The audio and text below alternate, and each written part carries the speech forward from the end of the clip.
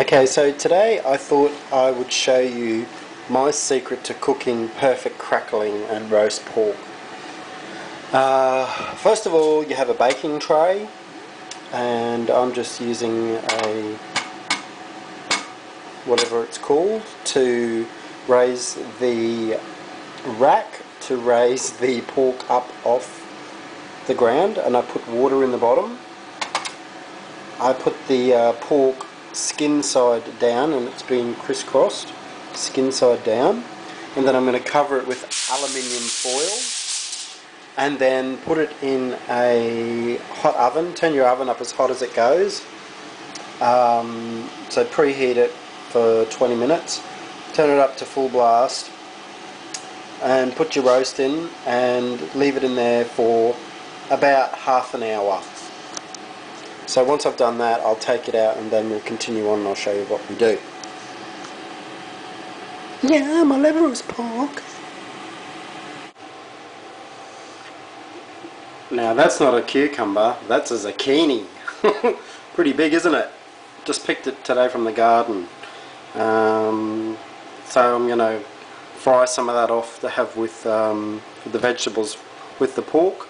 Also fresh carrots from the garden, just picked them, and also some fresh beetroot. I'm going to roast some beetroot off, as well as some onions and potatoes from the ground. So I'm just going to wash them quickly.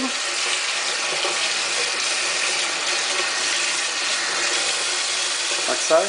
Can't get any fresher than that. It was in the ground 20 minutes ago.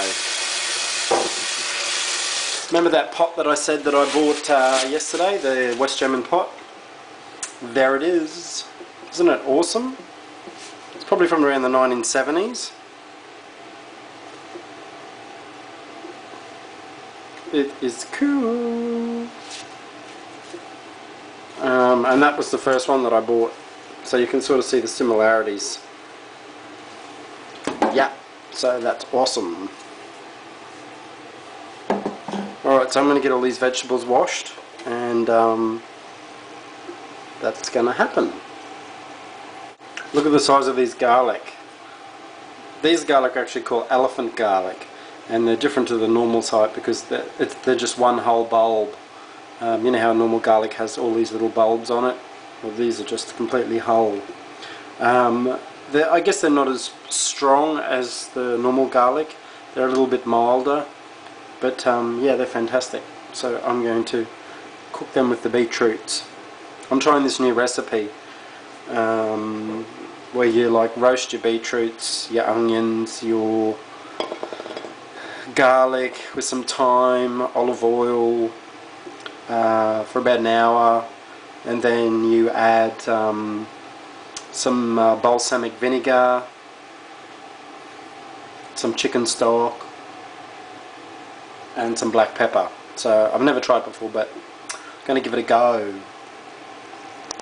Okay, so the recipe calls for some thyme, so I'm going to head on down to the old herb garden and pick some thyme.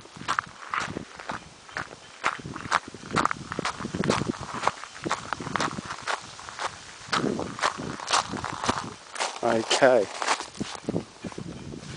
so this is the overgrown herb garden. Alright, so I need some thyme. It's going to be fun. I'll have to hold the camera and cut.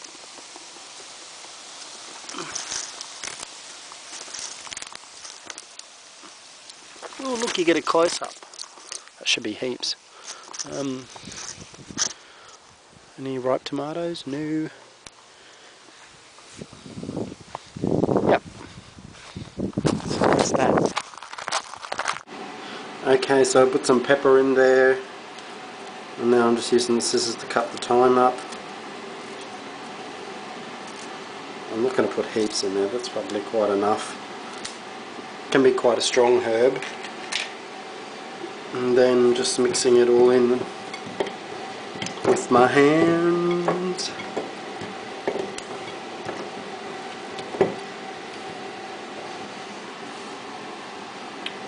Throw the carrots in there. They're even going in whole. Sure it's all coated.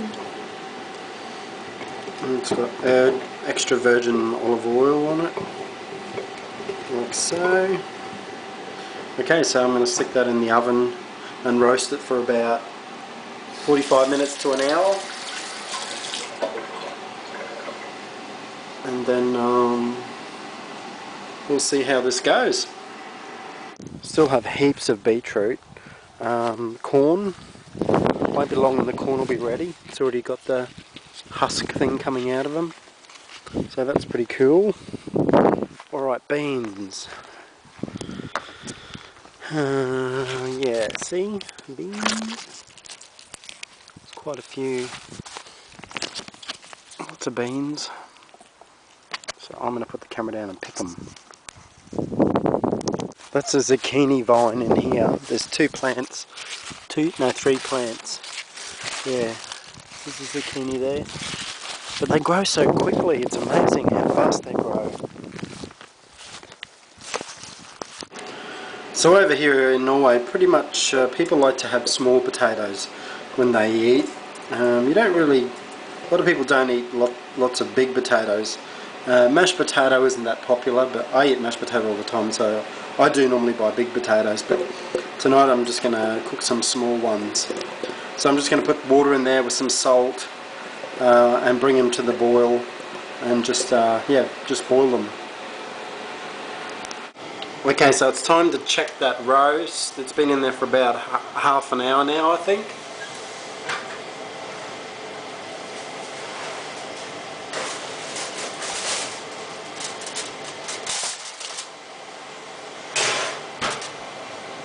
So be careful when you're taking the lid off, because the steam can really burn. Because what you're doing is you're steaming the skin.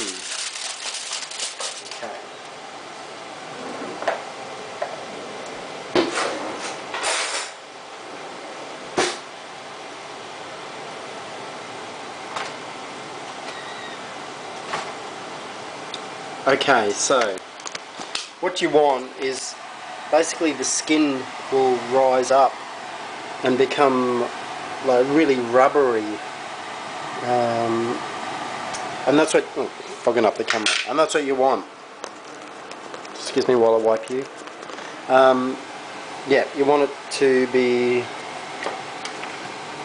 like that. So what you do is now I'm just moving it. And I'm just going to take those juices, because I'm going to use some of that to make some of the gravy, because you know all the fat from the pork makes nice gravy. So I'm going to basically tip that into another pan, and then I leave the lid off the pork now, and yeah, I'll come back in a minute after I've cleaned the camera. Okay, so what I do now is I take my piece of pork, just put it in the tray, and then I grab my salt, and then you put salt,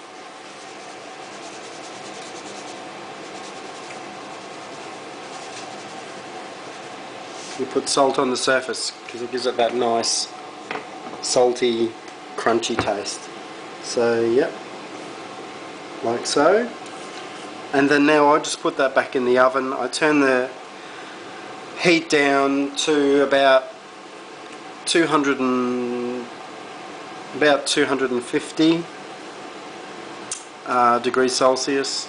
And because this is only a small piece, it's probably only going to take about half an hour at the most to cook, really, because it's not thick.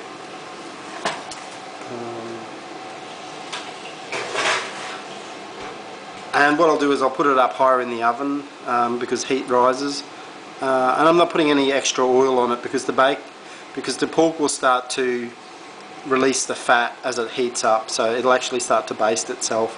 And then when there's enough fat in the pan, I'll just spoon it over the top to help baste it a bit. So that's that.